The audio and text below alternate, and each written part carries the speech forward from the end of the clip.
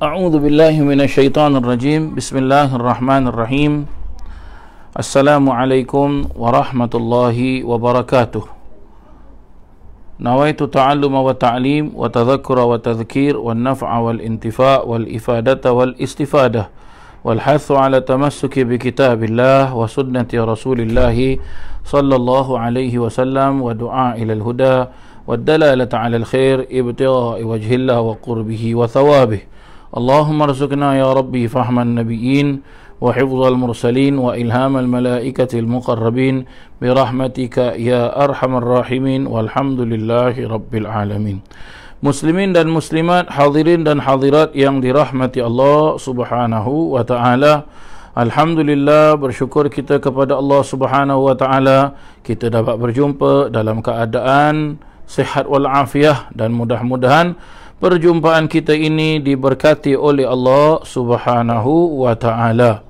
Para jemaah yang dirahmati Allah Subhanahu wa taala, alhamdulillah pada hari Sabtu ini, hari sekarang ini, dapatlah saya memimpin pengajian pada hari Sabtu ini, iaitu seperti mana biasa setiap hari Sabtu kita mengadakan pengajian pengajian kitab fikih, ya.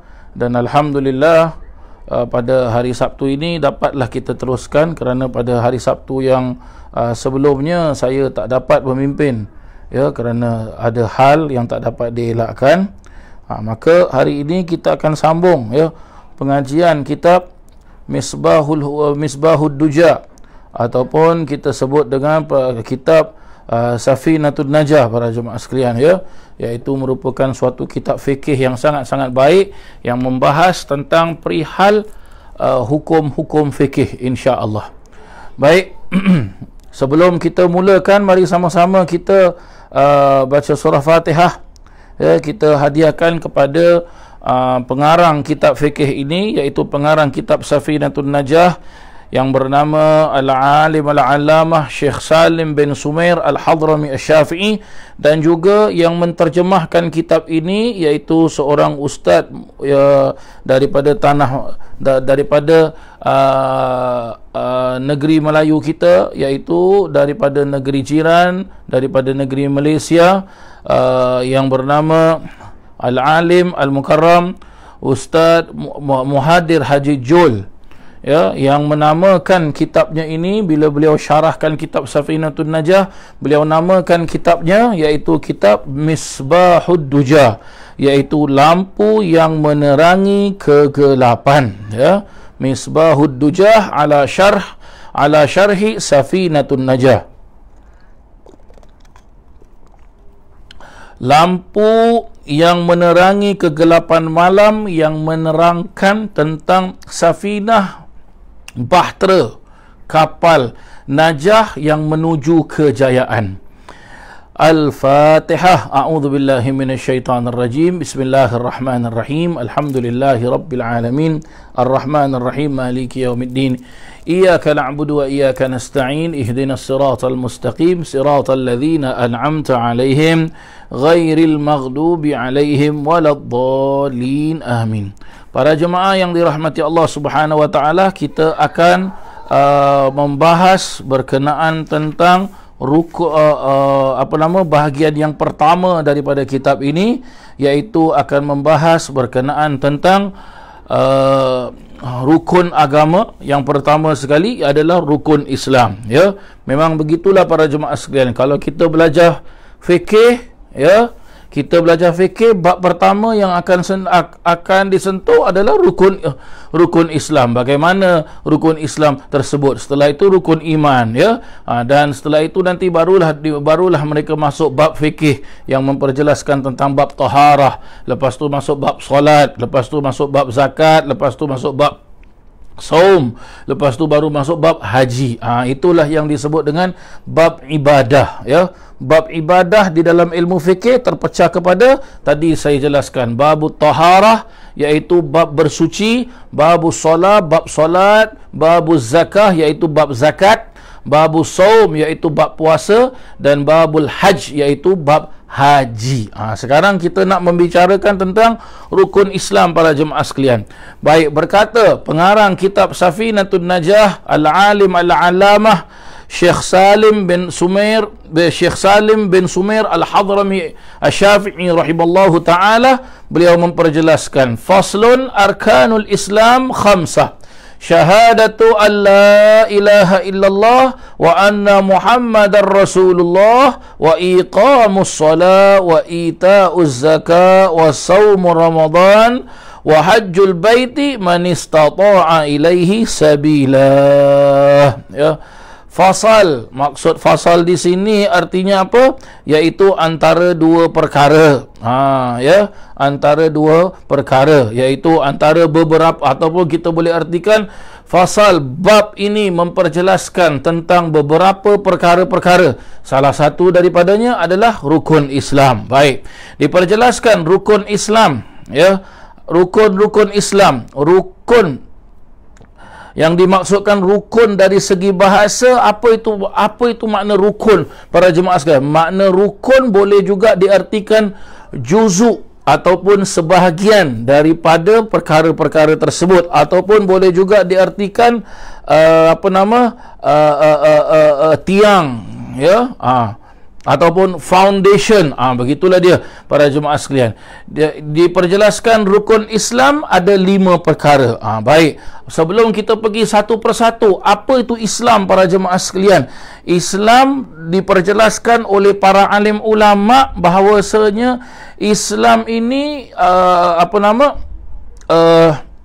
berasal, ada ulama jelaskan berasal daripada perkataan yang bermakna perkataan yang berbunyi silmun, ya. Arti silmun iaitu penyerahan diri dan tunduk. Berarti tunduk tu patuh, taat. Ada lagi ulama jelaskan salmun. Salmun artinya aman damai, ya. Dan ada lagi ulama jelaskan salamun. Kita sebut salam, ya. Arti salam tu apa? Iaitu salam sejahtera. Ya, salam sejahtera. Ini dari segi bahasa, asal perkataan al-Islam.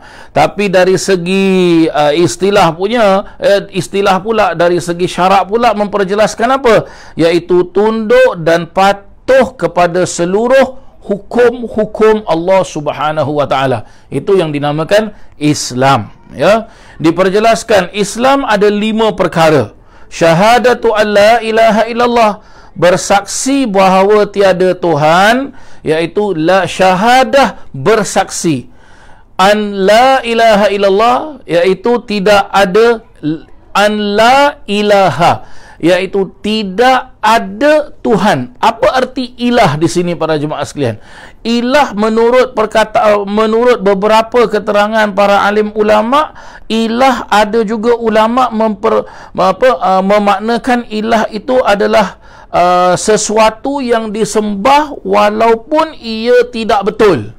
Itu ilah yang kita sebut Tuhan, ya. Sebab itu kalau kita buka sejarah, ya, banyak tuhan-tuhan di zaman Arab jahiliyah, ataupun banyak tuhan-tuhan yang mereka jelaskan apa? Nama Tuhan mereka Uzza, nama Tuhan mereka Latta dan sebagainya, ya. Iaitu ada juga ulama jelaskan boleh juga diartikan ilah di sini seperti benda yang kita sembah yang tidak memberikan manfaat sama sekali. Itu maksudnya ilah, ya. Tapi di sini dijelaskan apa? Syahadatu, persaksian an la ilaha illallah, bahawa tiada Tuhan yang layak disembah, yang wajib disembah, yang patut tidak ada Tuhan yang layak disembah illallah, katanya, ya, illallah, ya, iaitu kecuali melainkan Allah. Wa anna Muhammadan Rasulullah, dan bersaksi bahawa Nabi Muhammad sallallahu alaihi wasallam pesuruh Allah. Nah, maksud di sini bagaimana para jemaah sekalian? Iaitu agama Islam ini pertama sekali Rukun pertama, bersaksi bahawasanya tidak ada Tuhan yang wajib disembah melainkan Allah, dan Nabi Muhammad sallallahu alaihi wasallam itu adalah benar-benar utusan Allah Subhanahu wa taala. Itu makna syahadatu alla ilaha illallah wa anna Muhammadar Rasulullah. Begitulah dia para jemaah sekalian. Baik. Setelah itu, rukun Islam yang kedua disebut apa? Wa iqamus solah. Ya, wa iqamus solah. Apa arti iqamus solah? Iaitu mendirikan solat, menunaikan solat. Maksud mendirikan solat, menunaikan solat, para alim ulama menyimpulkan, ya, memberikan keterangan maksud mendiri menunaikan solat iaitu melaksanakannya secara berterusan, iaitu istiqamah terus menerus dengan mematuhi semua rukun-rukun, syarat-syarat, ya, sunnah-sunnahnya, dan menjaga perkara-perkara yang boleh membatalkannya, merosakkan solat tersebut, dan juga menjaga ibadah tersebut daripada perkara-perkara yang boleh mencacatkannya, iaitu daripada makruh-makruhnya solat. Ini yang dimaknakan mendirikan ataupun melaksanakan. Ya, baik. Dari segi apa? Mendirikan apa? Mendirikan solat. Solat tu bagaimana pula para jemaah sekalian? Solat di sini banyak sekali, ya, para alim ulama mereka mentakrifkan, memberikan definisi berkenaan tentang solat. Apa itu solat? Ya, diperjelaskan oleh para alim ulama, ya, solat ini apa? Menurut bahasa, solat itu adalah doa. Para alim ulama jelaskan doa bagaimana. Ya, kalau orang tu angkat tangan jelas Rabbana atina fid dunya, ataupun dia baca bahasa Melayu, ya Allah ampunkan dosa-dosa aku, maka menurut bahasa orang itu sudah solat. Ya, dan tak perlu tunggu waktu. Ya, tak perlu tunggu waktu, ya. Dia kalau angkat tangan, dia jelaskan, ya Allah kasih aku rezeki, berarti dia sudah solat. Ini menurut bahasa. Bagaimana pula menurut syarak? Syarak di sini maksud syarak tu apa? Iaitu menurut hukum. Ya, menurut hukum. Para alim ulama banyak sekali memberikan apa? Memberikan takrif, memberikan definisi mereka. Ya, diperjelaskan apa para jemaah sekalian? Ada ulama memperjelaskan, Imam Rafi'i rahimallahu taala, ya, yang wafat pada tahun 623 Hijrah, memperjelaskan apa? Aqwalun wa af'alun muftatihatun bitakbir wa mukhtatimatun bitaslim bisyurutil makhsusah. Artinya, percakapan, perbuatan dimulai dengan takbir, iaitu Allahu Akbar, dan disudahi selesai dengan taslim, iaitu Assalamualaikum warahmatullah. Itu dia. Dengan catatan lagi, bisyurutil makhsusah, dengan syarat-syarat yang khusus, iaitu syarat-syarat yang tertentu. Ada lagi ulama berpendapat, berkata guru kami, iaitu al-alim al-alama al-Habib Zain bin Ibrahim bin Sumit di dalam kitabnya Taqriratus Sadidah, dan begitu juga dijelaskan di dalam kitab Al-Yaqutud Nafis, ya, karangan Al-Habib Ahmad bin Umar Syatri rahimallahu taala, memperjelaskan apa? Memperjelaskan aqwalun wa af'alun muftatihatun bitakbir wa mukhtatimatun bitaslim ghaliban, katanya. Ya, ghaliban. Apa maksud ghaliban? Af'al perbuatan, aqwal percakapan, dimulakan dengan takbir dan disudahi, ditutup dengan salam, ghaliban seperti biasa. Ya, seperti biasa. Maksud seperti biasa tu bagaimana para jemaah sekalian? Ya, kita lihat orang solat. Macam mana orang solat? Ada akwal, percakapan. Percakapan dia apa? Allahu Akbar. Setelah dia baca doa iftitah, ya, baik percakapan yang berbentuk wajib ataupun berbentuk sunnah. dia angkat takbir. Angkat takbir wajib. Allahu Akbar. Dia baca doa iftitah sunnah, Allahu Akbar kabira walhamdulillah, sampai habis. Setelah itu dia baca Fatihah, Bismillahirrahmanirrahim, Alhamdulillahi Rabbil Alamin. Ini percakapan. Bila dia bergerak tangan dia angkat takbir Allahu Akbar. Setelah itu dia rukuk. Setelah itu dia i'tidal, sami Allahu liman hamidah. Setelah itu dia sujud. Ini dia bergerak, bangun duduk. Ini disebut dengan perbuatan para jemaah sekalian. Ya, dimula dengan takbiratul ihram Allahu Akbar dan diselesai dengan taslim Assalamualaikum warahmatullahi. Assalamualaikum warahmatullahi. Ada ulama fikih menambahkan ta'rif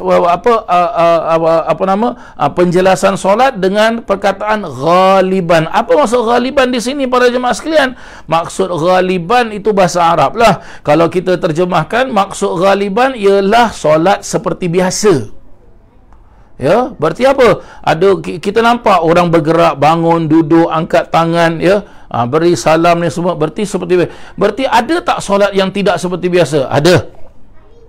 Ada solat yang tidak seperti biasa. Berarti yang tidak seperti biasa tu bagaimana para jemaah sekalian? Satu, solatnya orang kita boleh nampak perbuatan dia, tapi percakapan dia kita tak boleh dengar. Baik dia solat yang jahar, iaitu solat yang mengeluarkan suara, seperti apa? Solat subuh, solat maghrib, solat isya, ataupun solat yang berbentuk sir, iaitu tak mengeluarkan suara, seperti solat zuhur, solat asar. Kita tak boleh dengar dia. Kenapa tak boleh dengar dia? Sebab dia tak boleh bercakap, dia bisu. Ini ulama memperjelaskan. Berarti solat dia tidak seperti biasa. Tapi sah tak solat dia? Selagi dia tidak melanggar syarat-syarat dan rukun-rukun solat, maka solatnya sah.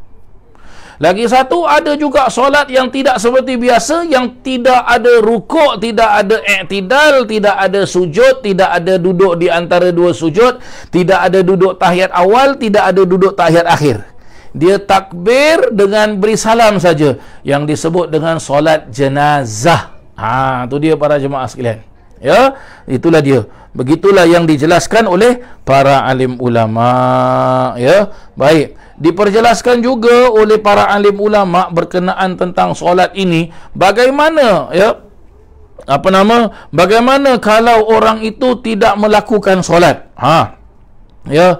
Hukum bagi orang yang meninggalkan solat, satu adalah dosa, dan ia merupakan min kabair, kata para alim ulama, kerana ada hadis yang memperjelaskan, iaitu maksud dari hadis tersebut, salah satu daripada beberapa dosa-dosa yang besar adalah orang yang tarikus solah. Apa arti tarikus solah? Orang yang meninggalkan solat. Ya, orang yang meninggalkan solat, maka dia apa? Bagaimana? Dosa besar para jemaah sekalian. Dan juga para alim ulama memperjelaskan, orang yang meninggalkan solat berarti dia itu orang fasik. Ya, orang fasik para jemaah sekalian, ya. Baik. Bagaimana hukumnya orang yang meninggalkan solat? Diperjelaskan oleh para alim ulama, pendapat yang masyhur, pendapat yang kuat di dalam mazhab Syafi'i, diperjelaskan orang yang meninggalkan solat kerana malas, tetapi dia masih beriktikad, dia masih mempunyai kefahaman, yang mana ia berkefahaman bahawasanya solat 5 waktu ini wajib, maka dia diperjelaskan, dia beriktikad solat wajib, dia ialah dia boleh dihukum. Ada ulama jelaskan, dia tak nak solat, dia tak mau solat, dia ingkar solat, maka boleh dia dihukum pancung, bunuh. Itu had dia para jemaah sekalian. Tapi tidak boleh dihukumkan dia kafir, sebab dia masih mempunyai iktikad yang jelaskan solat 5 waktu ini wajib. Ya, pendapat ini juga disokong oleh pendapat Imam Malik radhiyallahu an. Ya, begitu jugalah yang diperjelaskan oleh para alim ulama. Ya, diperjelaskan oleh para alim ulama. Dan bagaimana pula para jemaah sekalian? Apa alasan bagi ada tak alasan untuk orang tu tinggalkan solat? Diperjelaskan oleh para alim ulama, tidak ada alasan. Berkata para alim ulama, wabil khusus Imam Nawawi rahimallahu ta'ala ada memperjelaskan di dalam kitabnya, kitab Al-Majmu', memperjelaskan apa? Ya, tidak ada alasan bagi orang meninggalkan solat. Orang yang diikat atau terbelenggu tetap wajib mendirikan solat, sekadar yang mampu dalam keadaan diikat atau dibelenggu. Setelah dibuka, dia wajib mengulangi semua solat yang dilakukan dalam keadaan diikat tadi, kerana ia termasuk dalam solat menghormati waktu. Bagi orang yang sakit pula, bagaimana para jemaah sekalian? Diperjelaskan, termasuk juga orang yang sakit tidak boleh meninggalkan solat. Dia mesti solat mengikut kemampuannya ketika itu. Begitu jugalah seperti mana diperjelaskan, kita tak boleh solat berdiri, solat dengan duduk. Nanti bila kita dah masuk bab solat, nanti insya-Allah kita akan go one by one para jemaah sekalian, Kalau tak boleh solat duduk, solat dengan baring. Tak boleh solat dengan baring juga, kerana dia sakit, paralyzed. Jadi yang boleh bergerak tu apa? Katakan yang boleh bergerak adalah cuma jarinya, maka dia solat dengan jarinya. Maksud dengan jari tu apa? Dia sendiri tahu sekarang ni jari dia bergerak ni, dia sendiri tahu yang dia ini sedang takbir, dia ini sedang sujud, rukuk. Jari pun tak boleh, tapi dia solat dengan hati. Ustaz, hati pun tak boleh solat. Okey, kalau hati tak boleh, bagaimana cara dia solat? Dia tak payah solat, sebab kita solatkan dia. Kenapa pula Ustaz? Yalah, dah dengan hati pun tak boleh, berarti apa? Hati dia rosak, matilah dia. Gitu dia para jemaah yang dirahmati Allah Subhanahu wa taala. Hakadha, begitulah dia. Baik, diperjelaskan juga para jemaah sekalian, berkenaan tentang solat ni. Agak-agak bilakah solat, ibadah solat ni, solat 5 waktu ni disyariatkan oleh Allah Taala? Disyariatkan oleh Allah Subhanahu wa taala. Diperjelaskan, wa furidatis salatu lailatal isra qabla al hijrati bis sanah wa qila bisittati ashhur. Diperjelaskan, difardukan, iaitu diwajibkan hukum solat oleh agama Islam, oleh Allah Ta'ala, iaitu pada malam Isra sebelum hijrah dengan setahun, sebelum 1 tahun daripada tahun hijrah. Ada juga ulama jelaskan bukan 1 tahun, 6 bulan, sebelum 6 bulan daripada tahun hijrah. Daripada tahun hijrah.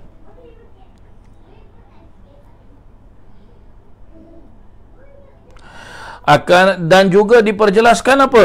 Pada waktu tersebut, seperti solat subuh pun belum lagi diwajibkan, kerana belum turun lagi apa? Belum turun lagi hukum syariat yang ditetapkan oleh Allah Subhanahu wa taala.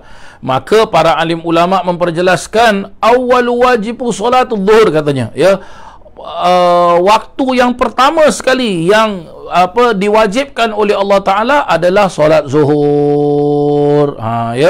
Adalah solat zuhur.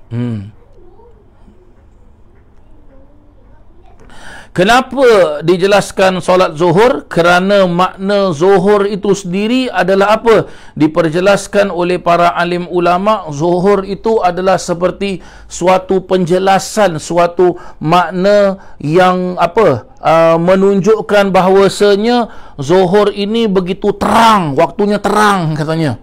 Kazuhurihi, katanya, waktunya terang, iaitu seperti apa yang kita mengetahui, solat zuhur ini masuk waktu solat zuhur, begitu tergelincir ba'da zawal, begitu tergelincir matahari.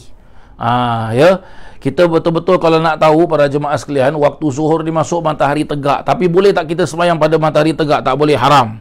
Jadi bila akan azan? Apabila matahari itu sudah tergelincir. Tergelincir, ada bayang-bayangnya sedikit, azanlah dia, masuklah waktu zuhur. Begitulah dia para jemaah yang dirahmati Allah Subhanahu wa taala. Dan juga diperjelaskan oleh para alim ulama bahawasanya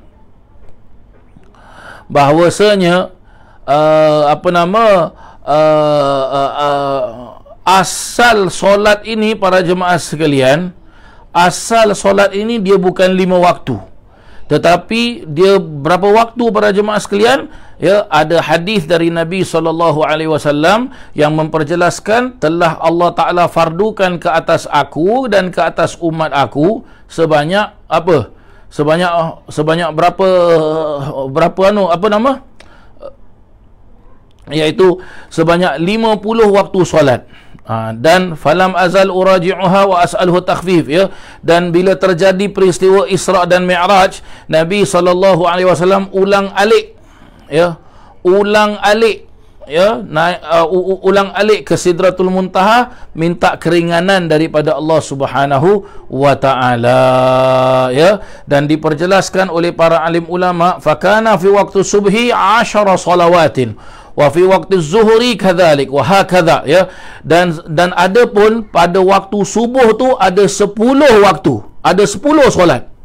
Dan pada waktu zuhur pun ada 10 solat, ya. Dan kadzalika, dan begitu jugalah seterusnya. Berarti apa? Subuh ada 10 mas solat, zuhur ada 10 solat, asar ada 10 solat, maghrib ada 10 solat, isyak ada 10 solat. Berarti ada 50 solat. Allahu akbar, la ilaha illallah. Banyak tu para jemaah sekalian, ya. Akan tetapi umat Nabi SAW, ya, adalah umat yang paling mulia. Kerana Nabi SAW adalah Nabi yang paling mulia, maka mereka pun mendapat keringanan daripada Allah Subhanahu wa taala, iaitu dengan 5 solat saja, iaitu subuh, zuhur, asar, maghrib, isyak. Bayangkan kalau 50, confirm banyak tak dapat buat. Ini 5 waktu pun banyak yang ponteng. Ya, begitulah dia para jemaah sekalian.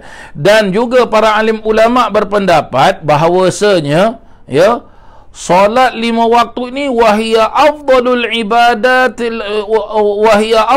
ibadatil badaniyatil zahirah.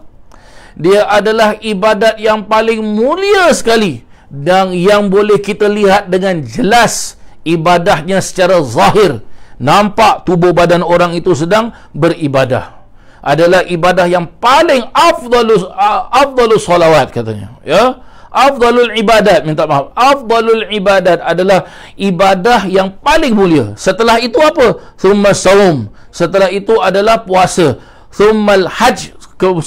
Kemudian adalah haji. Thumma zakah. Kemudian adalah zakat. Ni dia para jemaah yang dirahmati Allah Subhanahu wa taala. Oleh kerana ibadah solat ini merupakan ibadah yang paling mulia, maka fardu-fardunya pun adalah fardu yang paling mulia. Sunnah-sunnahnya pun adalah sunnah yang paling mulia. Bahkan para alim ulama jelaskan apa? Solat sunnahnya pun ba'diyah, qabliyah, solat duha, solat isyraq, solat sunat tasbih, solat sunat awabin, solat sunat wudu, apa saja solat sunat dan solat wajib adalah ibadah yang paling baik. Ya, ibadah yang paling baik. Dan diperjelaskan di antara solat yang paling baik, diperjelaskan apa? Wa afdalus salawat salatul jum'ah. Dan juga solat yang paling baik adalah solat Jumaat. Kerana pada hari Jumaat, hari yang mulia para jemaah sekalian. Kemudian iaitu pada solat asar. Kemudian pada solat subuh. Kemudian pada solat isyak. Kemudian pada solat maghrib. Dan kemudian minta maaf, awal sekali yang paling baik adalah solat Jumaat. Setelah itu solat asar. Setelah itu solat subuh. Setelah itu solat isyak. Setelah itu solat zuhur. Setelah itu solat maghrib. Begitulah dia para jemaah yang dirahmati Allah, ya. Dan di antara solat-solat ini sangat-sangat digalakkan dengan kita berjemaah, ya. Jadi di antara solat-solat berjemaah diperjelaskan juga oleh para alim ulama, wa afdalul jama'atul jum'ah. Yang dinamakan solat berjemaah yang paling mulia adalah solat berjemaah pada solat Jumaat. Setelah itu solat subuh berjemaah. Setelah itu solat isyak berjemaah. Setelah itu solat asar berjemaah. Setelah itu solat zuhur berjemaah. Setelah itu solat maghrib berjemaah. Ya, itu dari segi ibadah yang zahir katanya. Kita nampak orang solat. Bagaimana pula bagi solat yang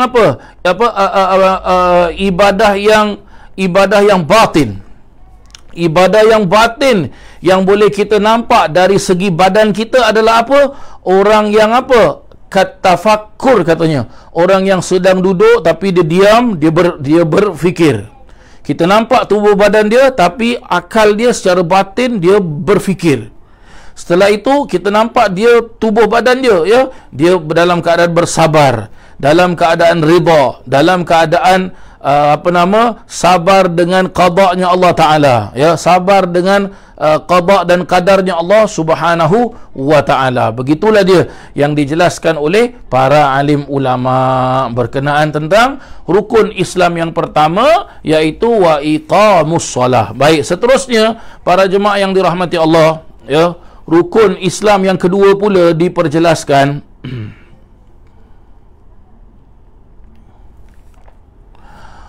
Rukun Islam yang kedua pula diperjelaskan apa? Wa ita'uz zakah, ya, wa ita'uz zakah, iaitu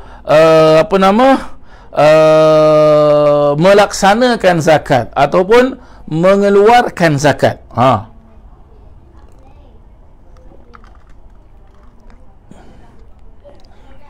Baik. Bagaimana yang dimaksudkan mengeluarkan zakat para jemaah sekalian? Zakat ini para jemaah sekalian, asal usul zakat adalah di dalam ayat Al-Quran yang mana Allah Subhanahu wa Ta'ala berfirman pada surah At-Taubah kalau tidak silap saya, khudh min amwalihim sadaqatun tutahhiruhum wa tuzakkihum biha. Ambillah kamu daripada harta benda kamu yang berbentuk sedekah, ya, yang mana apabila kamu melaksanakan demikian, tutahhiruhum, ia akan mensucikan, ya, mensucikan, wa tuzakkihum, wa tuzakkihum, itu ya, wa tuzakkihum, dan akan apa? Membersihkan harta benda kamu.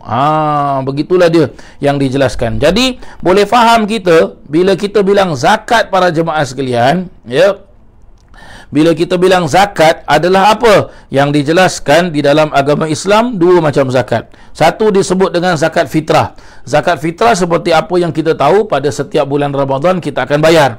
Dan lagi satu zakat harta. Harta di sini adalah apa? Adalah harta seperti perniagaan, ya, ataupun orang itu ada harta berbentuk binatang, haiwan-haiwan ternak, ya, dan sebagainya. Ya. Maka bila kita sebut tentang zakat juga para jemaah sekalian, diperjelaskan oleh para alim ulama, zakat ini ibadah zakat juga, ya, rukun Islam tentang zakat, iaitu difardukan pada tahun kedua daripada bulan Hijrah setelah zakat fitrah. Ya, setelah zakat fitrah. Ada juga ulama memperjelaskan, menurut ulama-ulama hadis, bahawasanya dia difardukan pada bulan Syawal pada tahun tersebut juga, ya, pada tahun tersebut juga. Dan ada juga sebahagian dari para alim ulama memperjelaskan ia difardukan pada bulan Sya'ban, dengan zakat fitrah juga difardukan pada bulan Sya'ban pada tahun itu juga, iaitu pada tahun yang kedua dari tahun Hijrah. Dan ia merupakan apa? Ia merupakan wahya min syara'il qadimah. Ya, bidalil qaulu Isa alaihi salam, katanya, ya. Dan ia merupakan apa? Merupakan syariat yang lama, ya, dengan bukti dalil daripada apa yang Allah Ta'ala, daripada qaulu Isa, ya, qaulu Isa berarti ucapan Nabi Isa alaihi salam, ya, yang mana disebutkan di dalam Al-Quran pada surah Maryam para jemaah sekalian, ya, pada surah Maryam, ya, wa awsani bis salati waz zakat. Itu dia yang dijelaskan, ya, yang dijelaskan.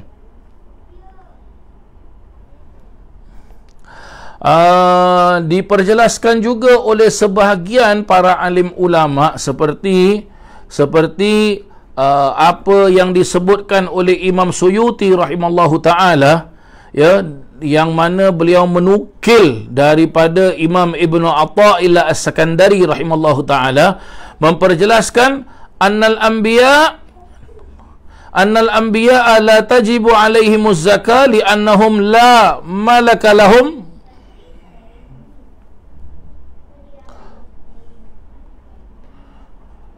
minta maaf ya. Sesungguhnya para nabi-nabi mereka tidak wajib atas mereka zakat sebab mereka tidak memiliki harta. Ya. Tidak memiliki harta. Dan mereka juga bersaksi bahawasanya apa yang ada di tangan mereka adalah pemberian daripada Allah Subhanahu wa taala yang perlu untuk mereka berikan.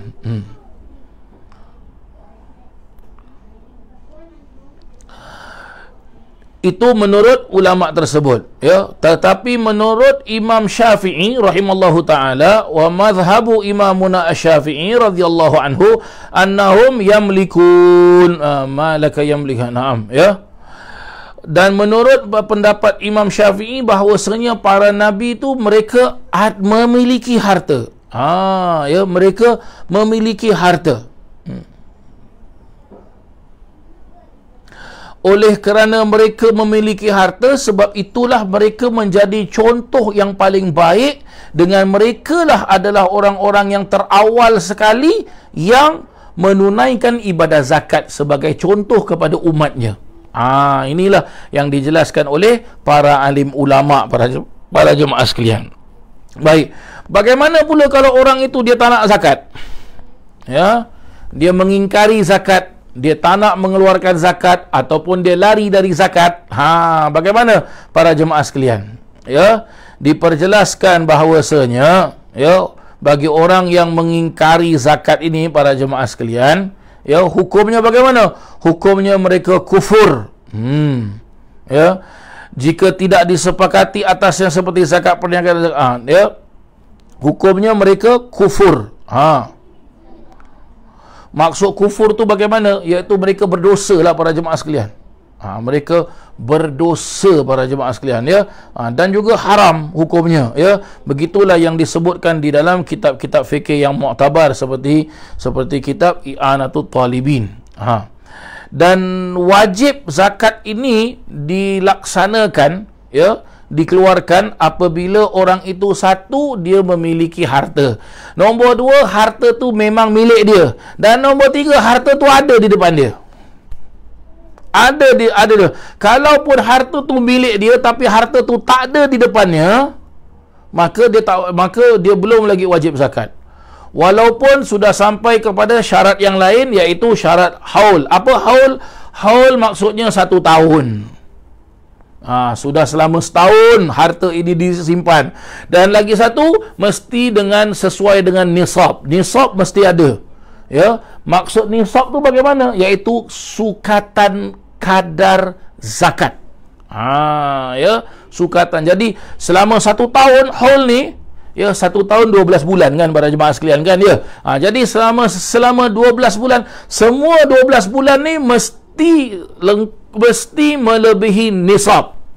Mesti melebihi apa? Nisab, kadar zakat tersebut. Kalau ada 1 bulan saja yang tak sampai kepada nisab, maka tak cukup syarat untuk dia mengeluarkan zakat.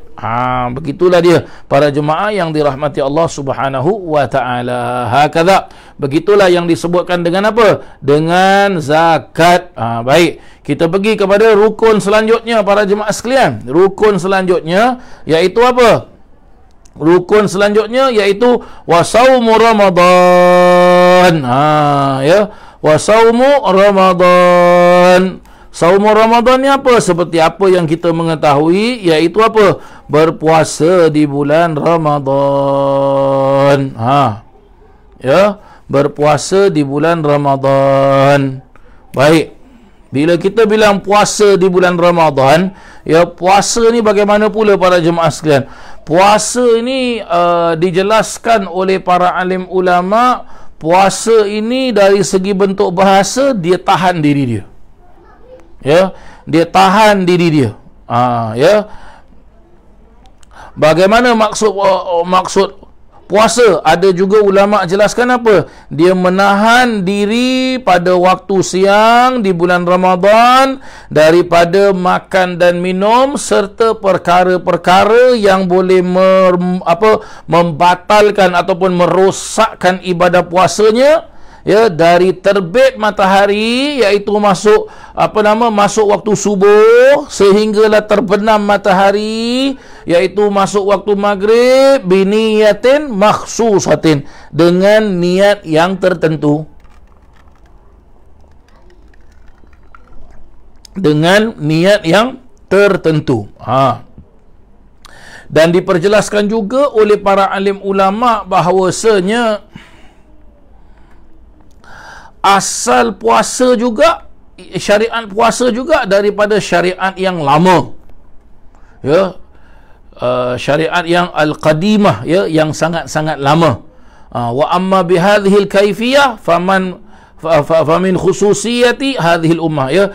Dia merupakan suatu syariat yang lama. Kenapa dijelaskan syariat yang lama? Sebab sesuai dengan firman Allah Subhanahu wa taala di dalam surah Al-Baqarah, ya, pada ayat yang ke-183,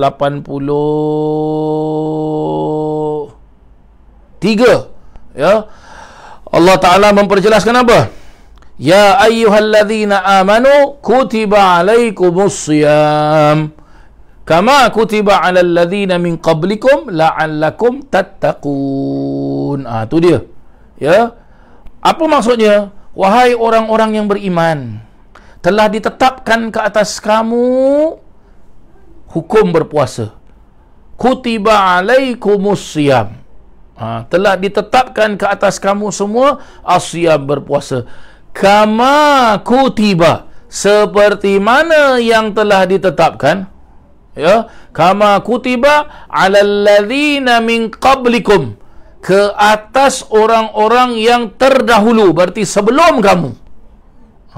La'allakum tattaqun, agar supaya kamu itu bertakwa. Jadi puasa ni para jemaah sekalian, ibadah puasa pada rukun Islam yang keempat ni adalah syariat yang lama sekali. Tapi cara puasa umat Nabi SAW tak sama dengan cara puasa umat terdahulu. Kenapa? Sebab Nabi SAW Nabi yang special.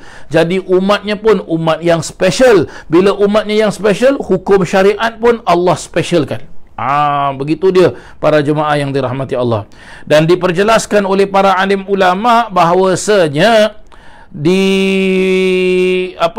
hukum ibadah puasa ini difardukan pada bulan Sya'ban tahun yang kedua daripada tahun Hijrah. Dan baginda Nabi SAW berpuasa sebanyak 9 Ramadan. Ya, 9 Ramadan. 9 kali berarti Nabi SAW berpuasa. Iaitu Nabi SAW bertemu dengan bulan Ramadan, ya. Subhanallah, la ilaha illallah. Begitulah dia yang diperjelaskan oleh para alim ulama.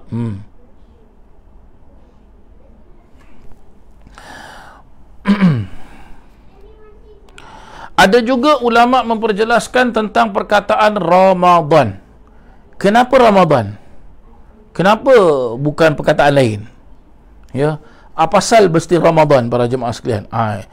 Diperjelaskan kenapa puasa itu terjadi pada bulan Ramadan, sebab ada ulama berpendapat bahawasanya bulan Ramadan itu adalah Sayyidus Syuhur. Ya, Sayyidus Syuhur. Apa maksud Sayyidus Syuhur? Ketua segala bulan. Dan dinamakan Ramadan juga kerana apa? Kerana pada waktu tersebut adalah waktu yang disebut dengan Ramdha. Apa arti Ramdhaun? Ramdhaun iaitu cuaca panas yang sangat-sangat terik.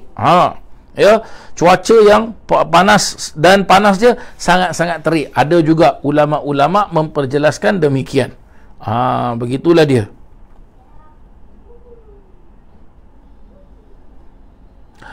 Dan diperjelaskan juga oleh para alim ulama bahawasanya baginda Nabi SAW berpuasa di bulan Ramadan sebanyak 9 kali, dan ada satu Ramadan sahaja yang baginda Nabi SAW puasa Ramadannya 9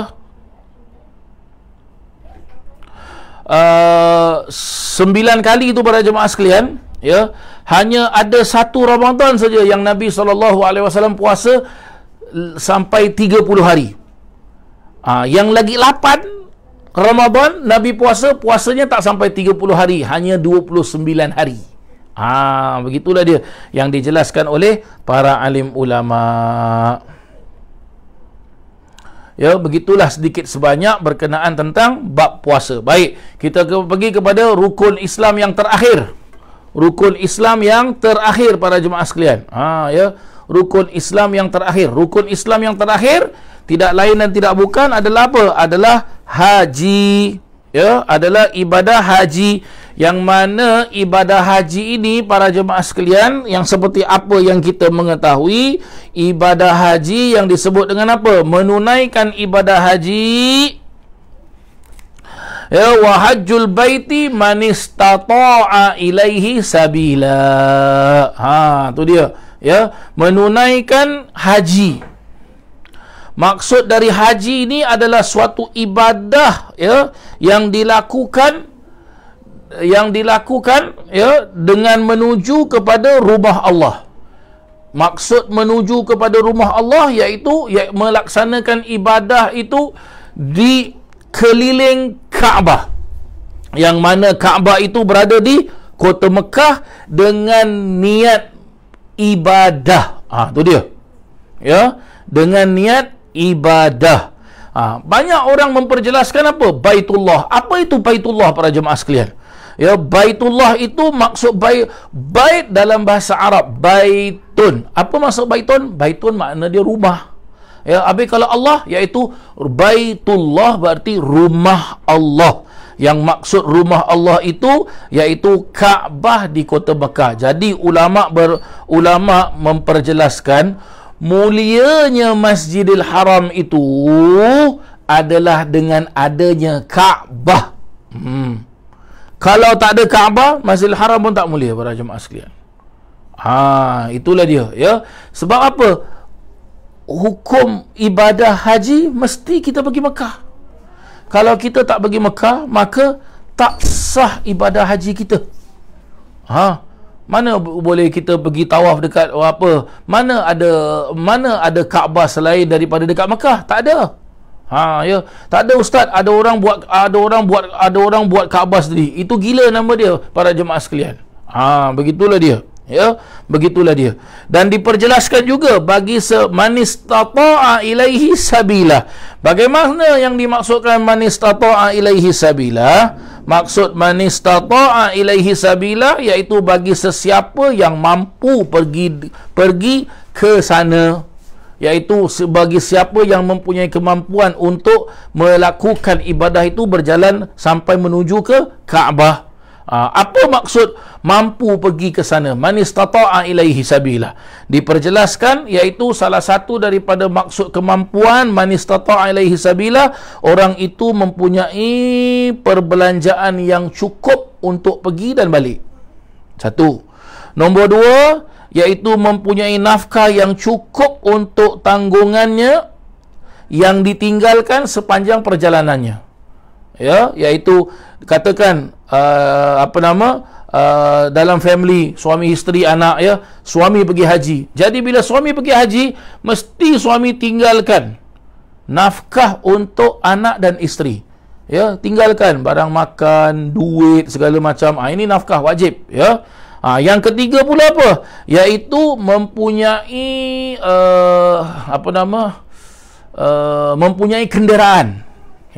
Transportation para jemaah sekalian, transportation, kerana nak menunaikan ibadah haji ni, dia punya perjalanan lebih daripada 2 marhalah. Lebih daripada 2 marhalah. Maksud 2 marhalah boleh saya jelaskan, lebih daripada 90 km lah para jemaah sekalian. Berapa ribu kilometer tu? Ya, kenderaan yang dimaksudkan di sini, ya, kalau orang dulu-dulu kenderaan dia apa? 3 saja.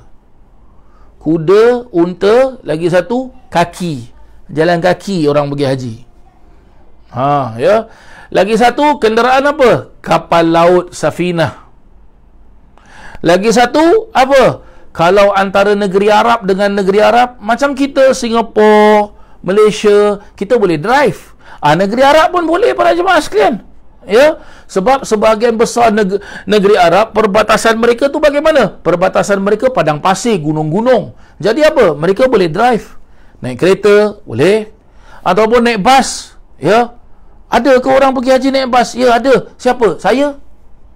Oh, ustaz pergi haji? Ya, saya pada tahun 2004 saya pergi naik haji dari Hadramaut para jemaah sekalian. Naik bas 3 hari 2 malam. Jauh para jemaah sekalian. Allahu akbar. La ilaha illallah. Begitulah dia. Sekarang pula dah canggih, ya. Apa dia? Naik kapal terbang para jemaah sekalian. Masya-Allah, ya. Naik kapal terbang 8 jam sampai. Masya-Allah. Ya. Selesa. Itu pun minta maaf lah para jemaah sekalian. Ya. Itu pun ada orang komplain. Sakit pinggang, kaki sakit, ini lambat, cepat sangat, baca doa laju sangat, baca doa slow sangat suara dia, tak dengar lah, begitulah, beginilah. Nantilah kita bahas para jemaah sekalian, ya. Bila sampai betul-betul bab haji, nanti kita bahas from A to Z, insya-Allah. Ya, begitulah yang dimaksudkan dengan apa? Iaitu mampu, iaitu manistata'a, bagi orang yang mempunyai kemampuan untuk manistata'a ilaihi sabila, bagi orang yang mempunyai kemampuan untuk menuju ke tempat tersebut. Baik. Agak-agak ibadah haji ni dari tadi kita sebut ibadah solat.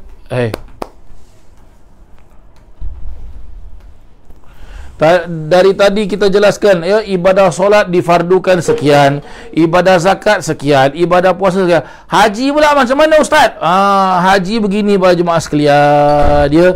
Ibadah haji pun diperjelaskan oleh para alim ulama adalah apa? Ibadah haji pun adalah merupakan syariat Allah Taala yang lama sekali. Ya, yang lama sekali. Diperjelaskan oleh para alim ulama, sesungguhnya orang yang pertama, manusia yang pertama menunaikan ibadah haji adalah Nabi Allah Adam alaihi salam. Ya, dengan bagaimana Nabi Allah Adam alaihi salam menunaikan ibadah haji? Dengan berjalan kaki. Ya. Dan juga ada hadis-hadis yang memperjelaskan pada waktu tersebut belum ada lagi manusia yang tawaf keliling Kaabah. Siapa yang tawaf keliling Kaabah? Innal malaikata kanu yatufuna qablak bihadzal bait 7,000 sanah. Masya-Allah. Ya.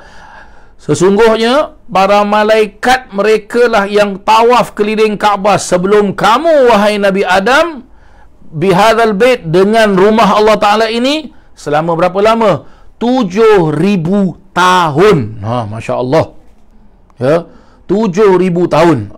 Dan ibadah haji ni para jemaah sekalian,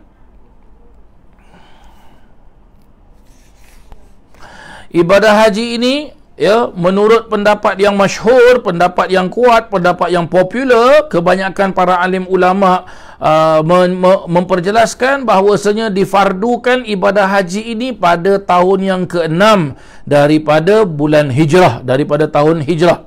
Ada juga ulama jelaskan pada tahun yang ke-5. Ada juga ulama memperjelaskan pada tahun yang ke-5 sebelum, ya, sebelum tahun hijrah. Ya. Dan asal hukum wajib yang ditetapkan oleh syarak, yang ditetapkan oleh syariat agama Islam adalah satu kali saja melaksanakan ibadah haji. Satu kali saja. Maksudnya apa? Hukum wajib seseorang itu melaksanakan ibadah haji hanya satu kali saja dalam seumur hidup. Ya, dalam seumur hidup. Ya, kerana diperjelaskan kenapa demikian, sebab baginda Nabi SAW menunaikan ibadah haji hanya sekali saja, iaitu haji yang disebut dengan Haji Al-Wada, Hujjatul Wada. Apa Hujjatul Wada? Iaitu haji perpisahan. Ada juga ulama jelaskan Hujjatul Wida. Ya, sama saja erti dia para jemaah sekalian. Wada ke wida sama. Kalau kita belajar bab haji, belajar bab umrah, bila kita nak keluar daripada Mekah, minta maaf. Bila kita tengoklah, air belum turun lagi, saya dah nak cakap tak sabar betul lah.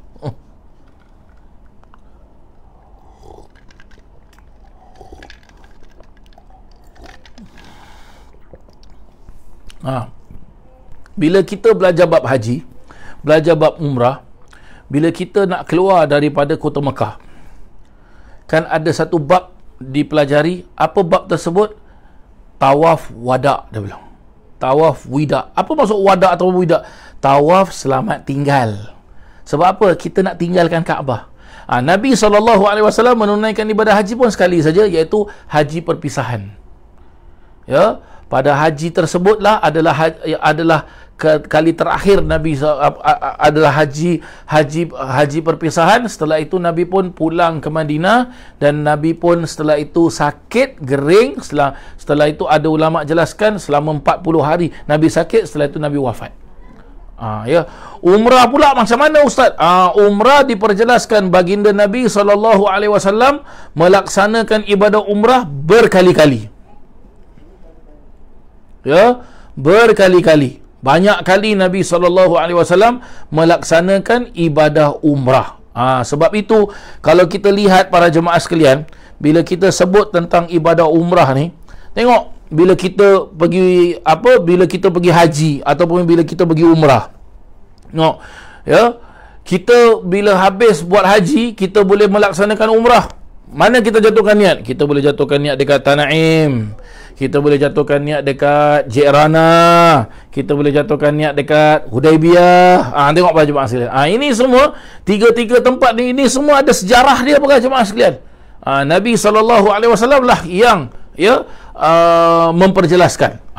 Begitulah dia. Nanti bila kita sampai bab haji, nanti saya akan cerita dengan para jemaah sekalian. Maka begitulah ya yang perlu untuk kita tahu. Jadi rukun Islam ini diasaskan dengan 5 perkara. Mengucap 2 kalimah syahadat, solat 5 waktu, mendirikan solat, menunaikan zakat, puasa di bulan Ramadan, dan menunaikan ibadah haji. Ini 5 perkara para jemaah sekalian ya. Agama Islam didirikan atas 5 foundation ini. Ini kita perlu faham. Dan alhamdulillah kali ini kita pun dah faham sikit sebanyak, dan saya pun dah jelaskan dengan para jemaah sekalian bagaimana tu solat, bagaimana tu zakat, bagaimana tu puasa, bagaimana tu haji, bagaimana tu mengucap 2 kalimah syahadat, bila difardukan solat, bila difardukan zakat, difardukan puasa, difardukan haji. Begitulah dia para jemaah yang dirahmati Allah Subhanahu wa taala. Alhamdulillah selesailah kita punya bab yang pertama ini. Insya-Allah nanti minggu depan kita masuk kepada bahagian yang kedua pula para jemaah sekalian ya. Bahagian yang kedua adalah apa? Adalah iaitu rukun iman. Ya, bahagian yang kedua adalah rukun iman. Rukun iman ni panjang sikit para jemaah sekalian. Ya, rukun iman ni panjang sikit lah para jemaah sekalian ya. Jadi insya-Allah mungkin ya, doakan mudah-mudahan ya, kita sama-sama doa mudah-mudahan ya, kita minggu depan hari Sabtu, saya rasa hari Sabtu maghrib pun sekarang dah start lambat para jemaah sekalian ya. Jadi hari Sabtu insya-Allah kita akan mula minggu depan rukun iman, sebab dia panjang. Kalau boleh saya nak kasih habis ya. Berapa muka surat ni panjang ni para jemaah sekalian ya. Kalau boleh rukun iman minggu depan saya akan mula kuliah pengajian fikih kita, kuliah pelajaran fikih kita pada jam 7.45 insya-Allah ya. Pada jam 7.45 insya-Allah.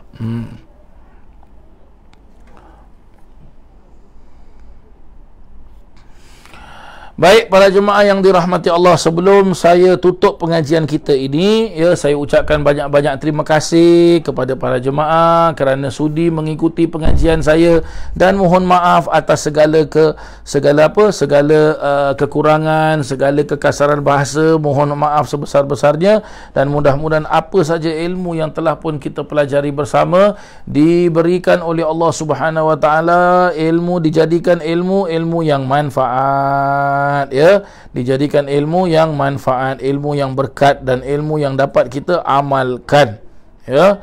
Amin, Allahumma amin. Bismillahirrahmanirrahim. Al-Fatihah.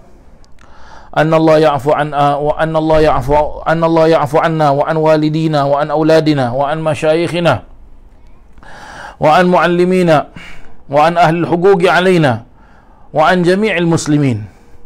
وأن الله يرزقنا الفتوح والمنوح والرسوح وصلاح الجسد والروح وتوبة النسوح، وأن الله يرزقنا العلم والعمل ويحفظنا من الزيغ والزلل، وأن الله بجاه سيدنا محمد صلى الله عليه وسلم يغفر ذنوبنا ويذهب عنا غيظ قلوبنا ويجيرنا من مضلات فتن ما ظهر منها وما بطن، وأن الله يرزقنا القبول والإقبال والفوز برضا رب العالمين في الدين والدنيا والآخرة، وأن الله يصلح العباد والبلاد ويرحم العباد والبلاد، وأن الله يحفظ علينا الإسلام والإيمان، ومن يأتادون الرواح والقراءة في هذا المكان الشريف وتوفاه بالموت، وأن الله الكريم يغفر لنا ولهم ويختم لنا بالحسنى، وإلى حضرة النبي محمد صلى الله عليه وسلم. الفاتحة. أعوذ بالله من الشيطان الرجيم. بسم الله الرحمن الرحيم.